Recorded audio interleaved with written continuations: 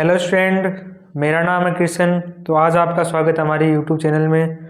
तो आज हम डिस्कस करेंगे क्लास 12th अकाउंटेंसी का चैप्टर नंबर 2 और उसका एक नया टॉपिक जो है अपना ख्याति, गुडविल। तो सबसे पहले हम जानते हैं गुडविल कहते किसे हैं। गुडविल एक अदृश्य शक्ति है। ख्याति, इसको इंग्लिश में क्या कहते हैं? गुडविल। गुडविल क्या है? गुडविल एक अदृश्य शक्ति है। ख्याति एक अदृश्य शक्ति है।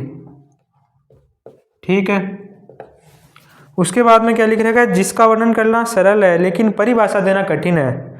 यह व्यवसाय के अच्छे नाम, प्रतिष्ठा व संबंधों से मिलने वाला लाभ है। यह वह आकर्षण शक्ति है जो ग्राहक को लाती है। ठीक है। व्यवसाय की प्रतिष्ठा का मौद्रिक मूल्य ही ख्याति है। तो इसकी परिभाषा क्या होगी? परिभाषा होगी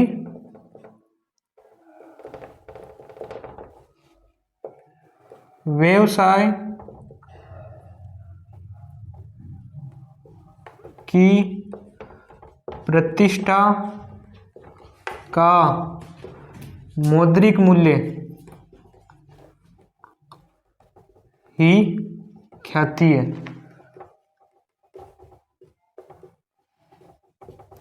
अब अपन इसको एक एग्जाम्पल से समझते हैं। सबसे पहले अपन एग्जाम्पल लेते हैं। एक फर्म है ए, फर्म ए, इसकी दुकान है मान लीजिए मिठाई की। ठीक है। अब क्या, एक पर्सन है बी। अब बी क्या करेगा? इसके पास मिठाई लेने गया। ठीक है। अब इसकी बाजार में सबसे फेमस मिठाई है तो इसकी ख्याति क्या होगी? सबसे ज़्यादा होगी। तो बी जितनी भी बार मिठाई लेने जाएगा उतनी बार ए के पास जाएगा, तो इसकी ख्याति है। तो ये क्या हुई? अदृश्य शक्ति हुई। अदृश्य शक्ति कैसे? कि बी के मन में इसका क्या प्रभाव पड़ा? ए की फर्म की जो भी ख्याति है उसका बी के मन में क्या प्रभाव पड़ा? वो अदृश्य शक्ति हो गई। ठीक है। अब ख्याति के मूल्य को प्रभावित करने वाले कारक, ख्याति के मूल्य को प्रभावित करने वाले कारक। अब क्या क्या कारक है? सबसे पहले व्यवसाय का स्वरूप।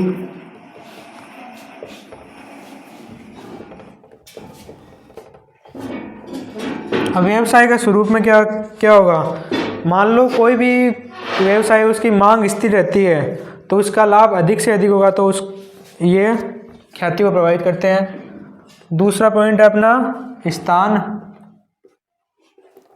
अब ख्याति बढ़ी हुई हो उसमें स्थान का भी महत्व है।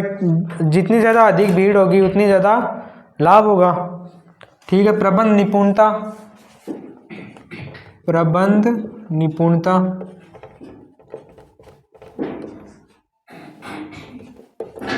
अब प्रबंध निपुणता में क्या आता है? जितना अच्छा मैनेजमेंट होगा उतनी अच्छी उनकी ख्याति होगी। ठीक है। चौथा पॉइंट है बाजार की स्थिति। बाजार की स्थिति, बाजार की स्थिति जितनी अच्छी होगी उतनी प्रतिष्ठान की ख्याति बढ़ेगी। पांचवा पॉइंट क्या है? विशेष लाभ।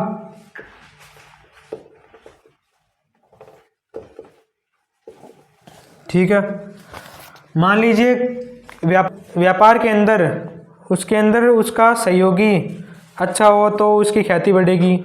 उसने कोई पेटेंट या लाइसेंस ले रखा है तो उसकी ख्याति ज़्यादा से ज़्यादा होगी। ठीक है। फिर ख्याति के मूल्यांकन की आवश्यकता क्यों हुई? ख्याति के मूल्यांकन की आवश्यकता,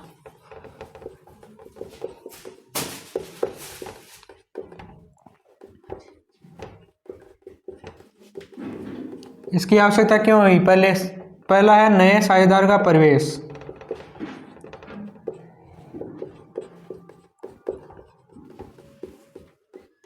नए साझेदार का प्रवेश करेंगे तो उसमें नए लाभ विभाजन अनुपात की गणना होगी। तो दूसरा होगा वर्तमान साझेदारों के मध्य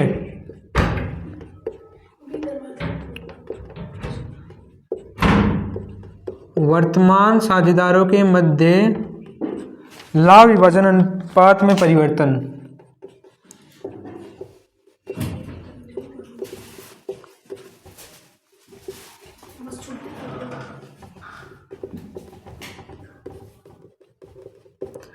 अब पहला पॉइंट कह रहा है नए साझेदार का प्रवेश। नए साझेदार के प्रवेश समय जो भी नया साझेदार आएगा वो अपना लाभ का हिस्सा खुद लाएगा, यानी गुडविल खुद लाएगा। तो इस गुडविल लाएगा तो इसमें क्या करना होगा अपने को, वर्तमान साझेदार में लाभ विभाजन अनुपात में परिवर्तन होगा। ठीक है। फिर तीसरा पॉइंट है साझेदार का सेवानिवृत्त होना। साझेदार का सेवानिवृत्त होना, सेवानिवृत्त मतलब रिटायरमेंट होना, रिटायर होना। इससे भी फर्म की गुडविल निकाली जाएगी। ठीक है।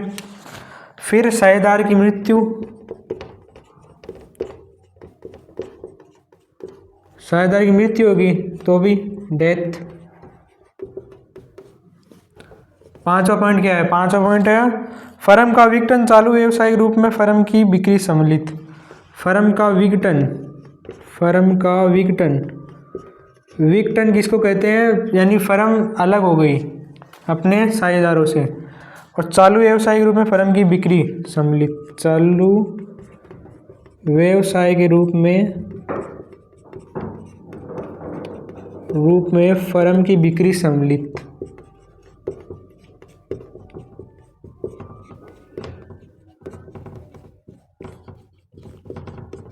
ठीक है। छठा पॉइंट अपना होगा साझेदारी फर्म का एकीकरण।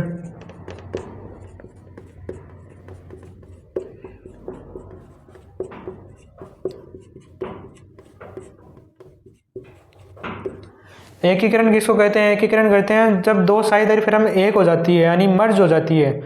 मान लीजिए साझेदारी फर्म ए है और साझेदारी फर्म बी है।